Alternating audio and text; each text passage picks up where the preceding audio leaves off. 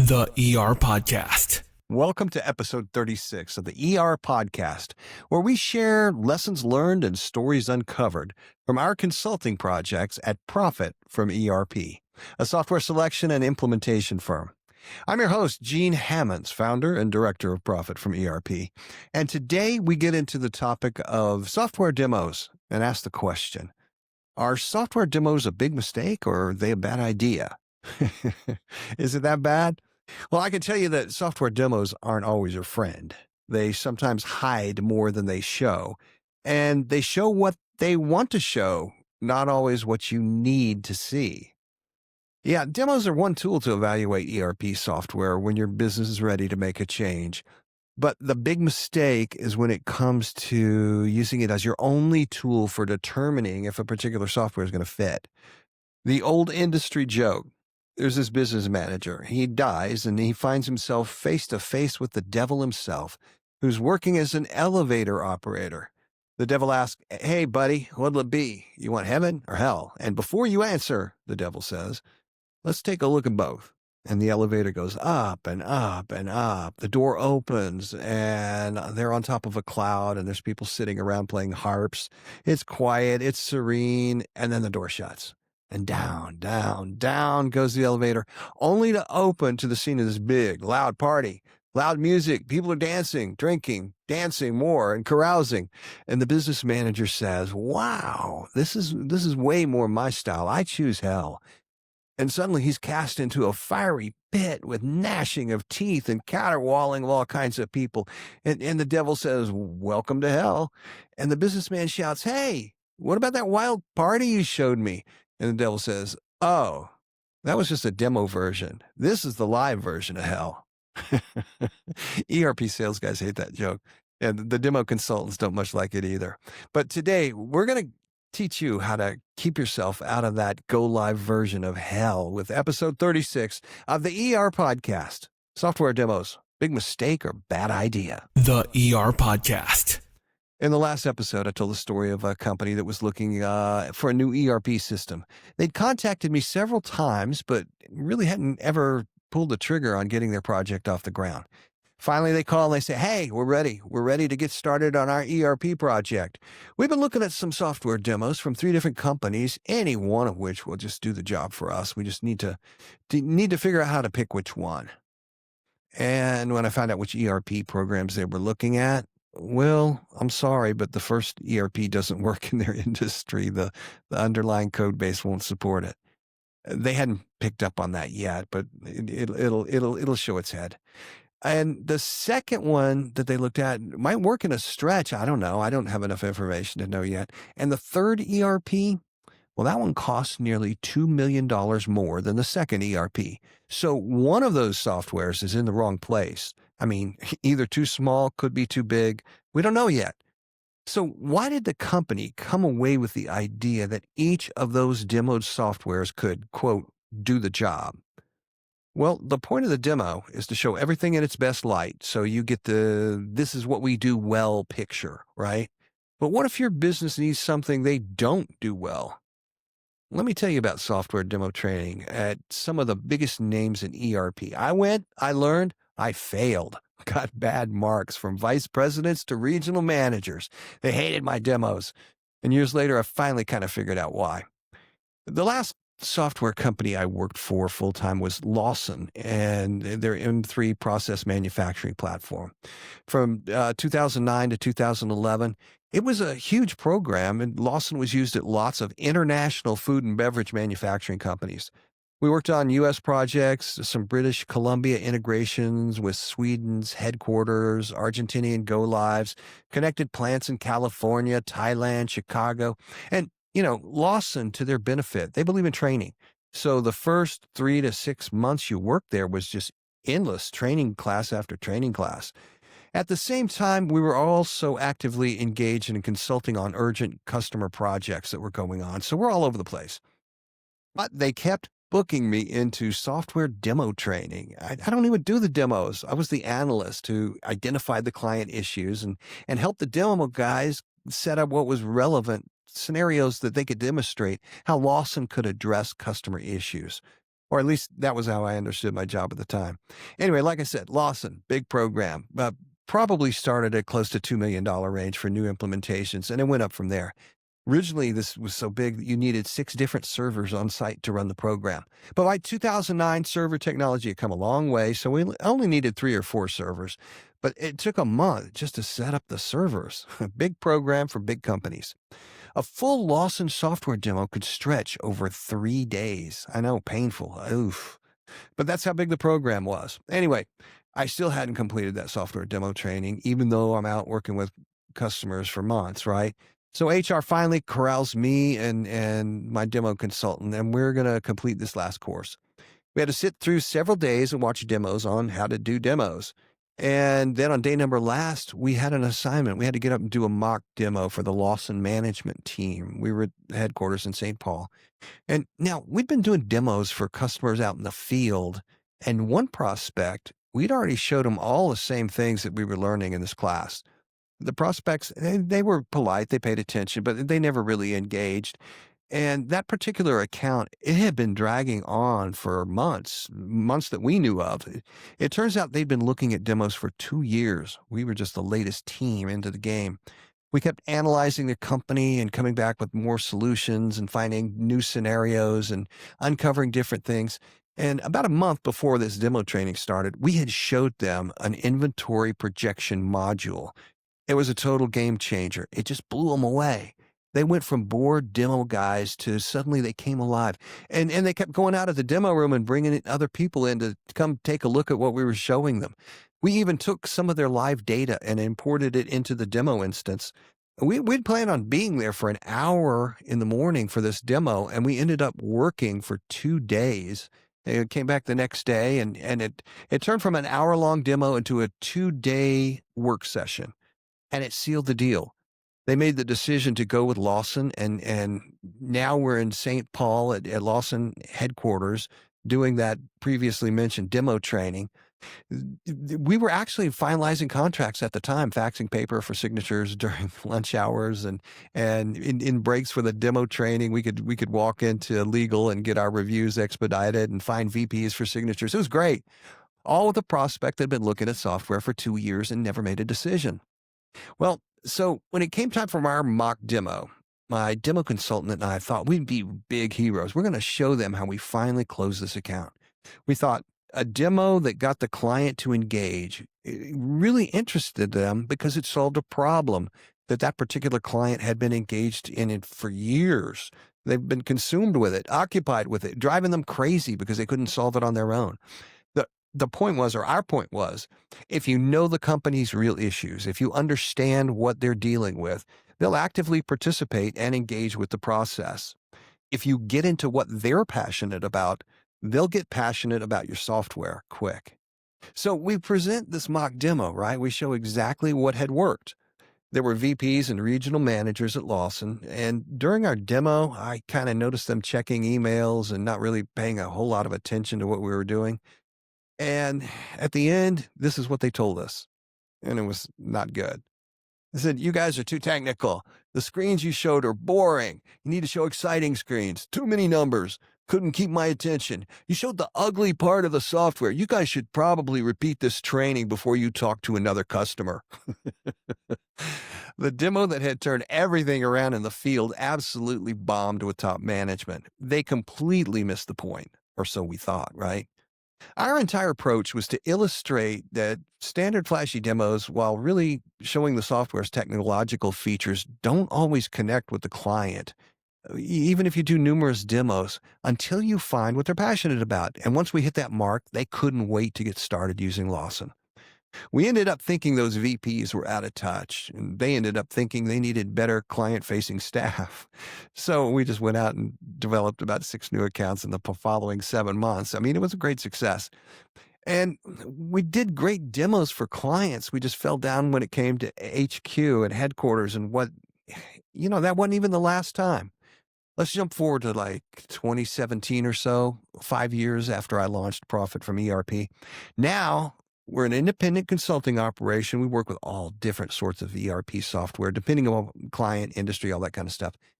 NetSuite was starting to really gain traction, and we had a few NetSuite clients. And then Oracle NetSuite, they introduced this Suite Success program, right? And so, okay, I'm listening. Suite Success was meant to get clients started using NetSuite in their finance office. And then once the finance guys kind of understood how things worked, they'd want to expand to other areas of the business, other departments, operations, manufacturing for companies who build things, field service or e-commerce, all using best practices. And they use that term best practices. And I had remembered years and years ago, SAP had rolled out their best practices implementations.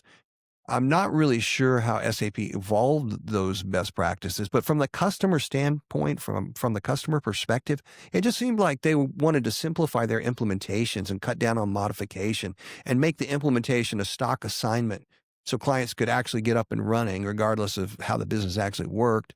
And it did make the initial implementation shorter, but it added tons of follow-up. Anyway, here comes NetSuite. They start talking best practices. I'm not buying that, not at all. I've seen this before. I got the t-shirt. No thanks, don't want it. I did realize that they weren't trying to get through difficult implementations. That wasn't the issue. It was the buyer's understanding of the program that they were trying to develop. Most all ERP projects are driven by the finance office, replacing old legacy systems that are getting harder and harder to maintain. And with dozens of workarounds in the old system, reporting that ought to be simple and intuitive.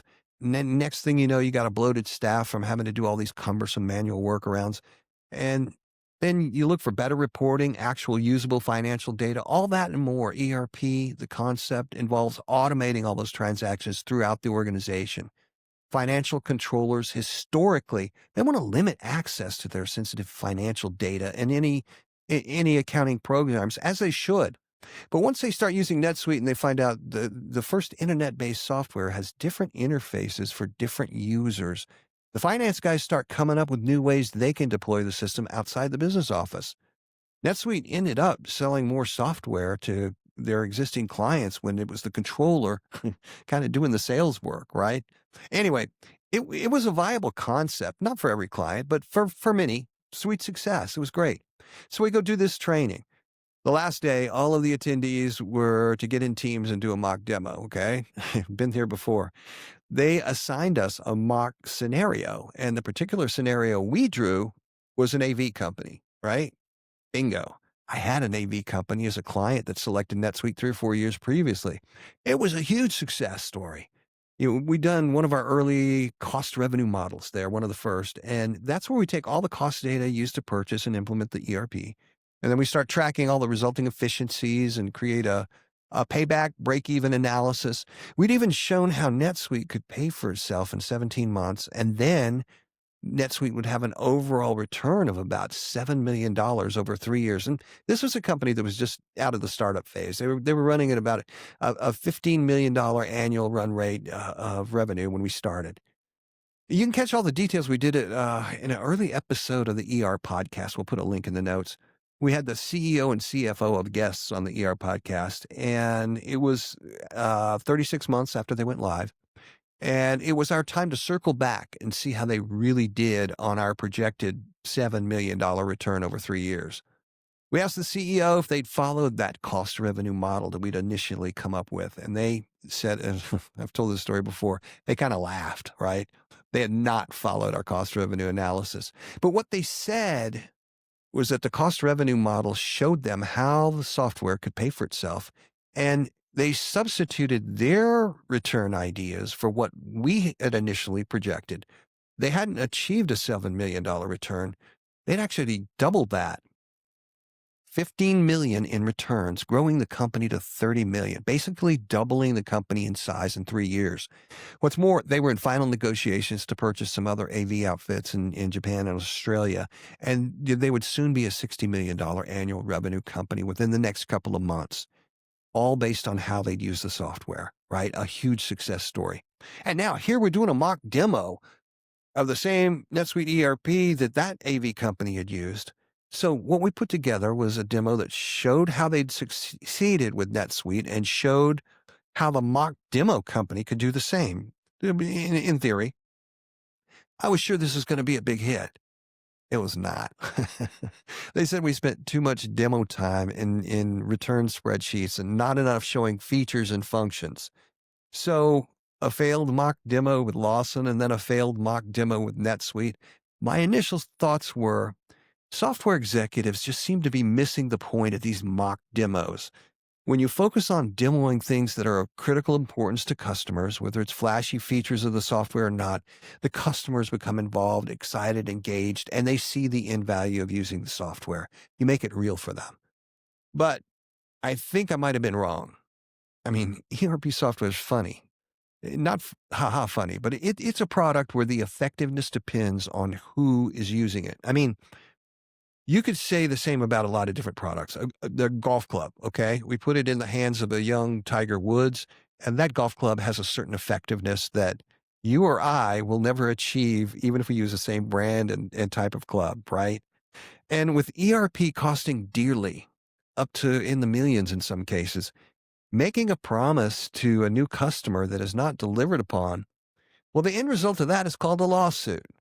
So software companies can't really promise a specific ROI. Consultants like ourselves, we've got an unfair advantage because we project return and we help our clients track that return. We help clients adjust and pivot until they get that return. ERP companies don't do that. They're in the business of selling the software and getting out the door. Our business is selling success using ERP software. And often, the folks doing the demos are the partner companies, and they don't have customer success stories. I mean, their customers are successful. They, might have some stories someday, but most people don't measure. They don't set the goals in the beginning. They don't know how well they're doing. When we set up a cost revenue model, we set it up so that we say it's going to take people a little while to learn the software. It's going to take a little while for the old processes to pass through. It's going to take a little while for you to get that inventory level down to the point where it's effective, yet you're not carrying such an inventory carrying costs. So software companies need demos that can show you so much you can do right and then hope you assume the software can do everything else you need it to accomplish. You get flash, pop, wowie zowie features and spectacular functions in the demo. What about what's critically important to your company's success? Most ERP buyers haven't even thought through that. Here's another demo truism. A good demo tells you nothing. A bad demo tells you everything. I mean, any halfway capable software company should be able to put together a good demo. They've had unlimited time to set it up and train on it and get ready for it. If the highly trained demo experts can't make it work, well, how are you and your users who've never seen this software, how are you supposed to get it to work? Is the architecture that complex? Is the technology too dated? Bad internet connection?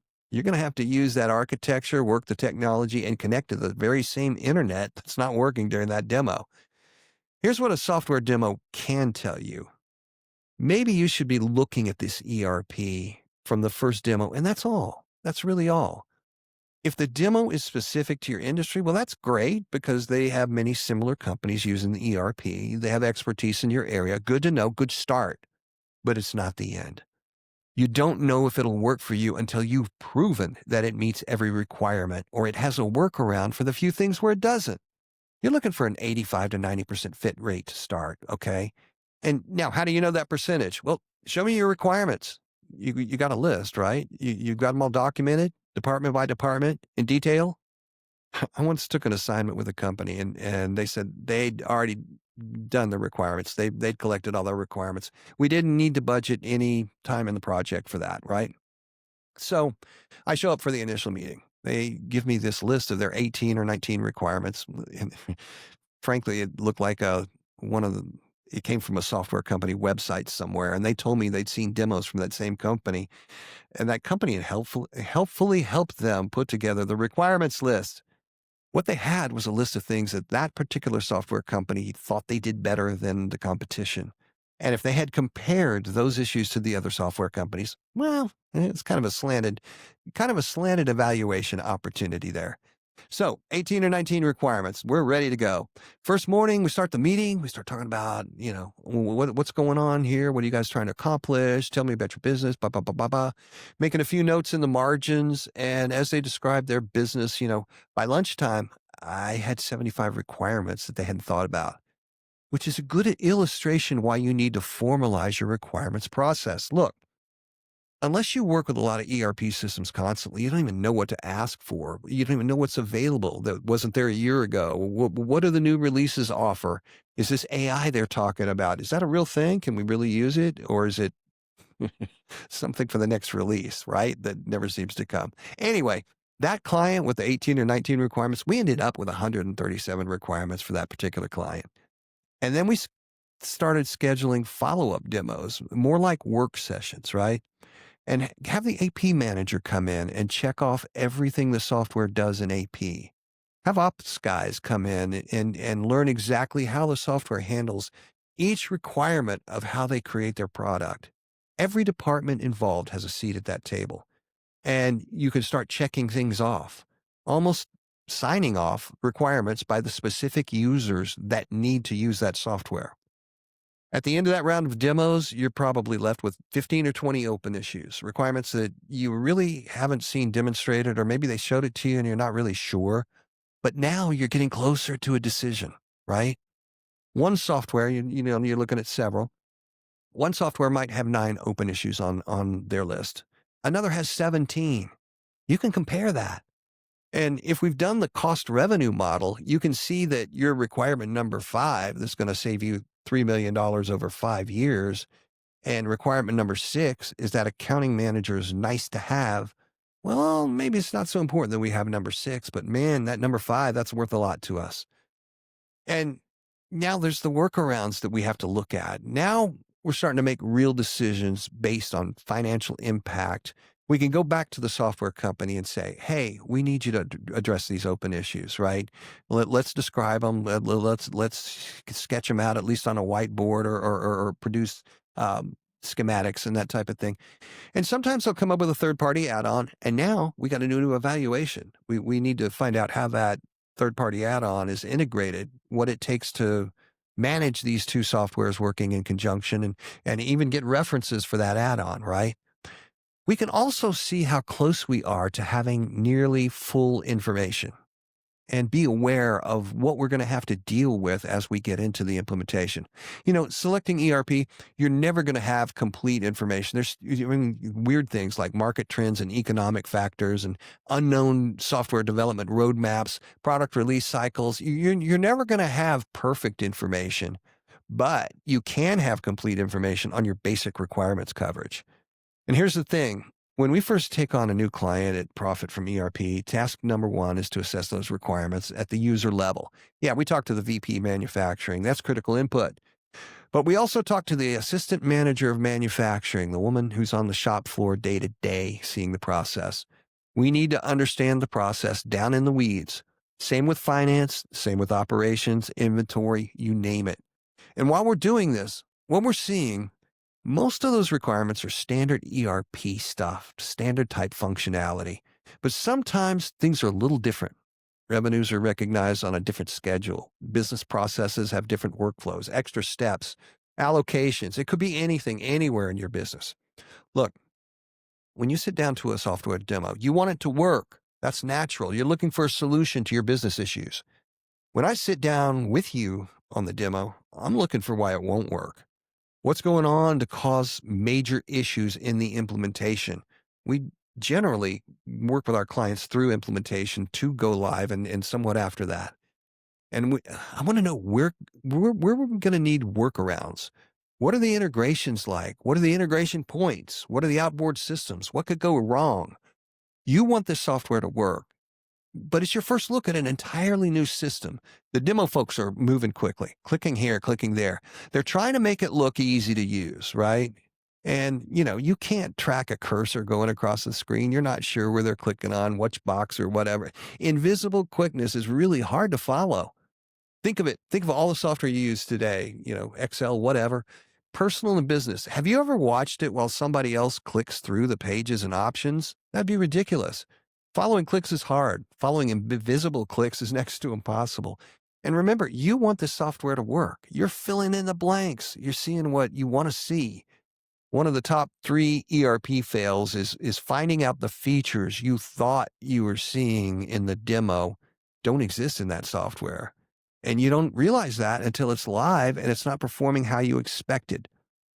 I've been in thousands of software demos over 25 years, probably implemented the exact software we're going to be looking at between 5 and 25 times, depending upon which one. And I know what's coming up next in the demo. I've seen how it works over and over. I've even worked with it, during implementation and go live. But that doesn't mean I know how it hits every single one of your requirements. And even if it does hit that requirement, is that in a manner that's going to work for you? My focus is to find those 1 or 2 requirements, things that are critical to the way you do business, and understand how this particular ERP is going to handle it. Because when we do get to that implementation, when we're trying to make the software work for you, assumptions are a killer. I mean, I don't want to be put in an awkward position, so I'm going to make sure I can run the implementation you're expecting. Like I said before, we're starting with 75 to 200 requirements. We have assumptions that stock code will handle all your issues or most of them, or else we wouldn't have gone to this company and said, bring your software in and demo for us. What we have to confirm, no assumptions, but confirm with your assistant manager of manufacturing is that she sees that this is working and she can get her job done using the software. Walk her through what she's seeing, make sure she understands. And secret trick number 73, I think it is, we've got a long list. We often find out new requirements this way. We'll see the demo go through all the processes we've uncovered while creating the requirements. And when we think we're done, she says, oh, and then it needs to go to the coding room. Okay. No one mentioned a coding room in weeks of discussions. We've been here for a month and a half. But thank the stars we found out about the coding room now instead of a week before go live, especially if we select an ERP system that can't handle coatings, dippings, or sprays.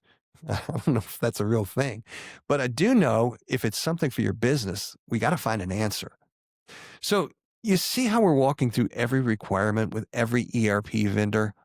I mean, some are super easy. Create a check run in AP. They all can do that, and it's easy to walk through in the demo. But what we end up after we cross off every requirement that they've shown us is a few key issues that are going to make all the difference in your company. Anyway, this is a high-level brief overline of the demo process, okay? We start with their stock demo for bakeries or whatever your business does. And then we follow up with proof of concept demos on every outstanding issues and work sessions with the consultants. Sometimes the demo consultants, they can't show us what we're asking for. And then they'll go back to the internal group, the ERP vendor team, and these guys keep all of these issues on things like Slack and everything like that. They're going to find one consultant somewhere who's dealt with this issue somewhere in the past and find out how they solved it. And we get that guy on the next demo session and we solve the issue. Okay, now, we've got the issue going forward before we've even gotten to the implementation. So to close things off, are software demos a big mistake or are they a bad idea? Actually, the process applied correctly and demos become an important tool to understand what you're getting into with this new proposed ERP. The big mistake or bad idea is really shorthand for relying on a single software demo to know if an ERP platform is going to work for you. It's not recommended.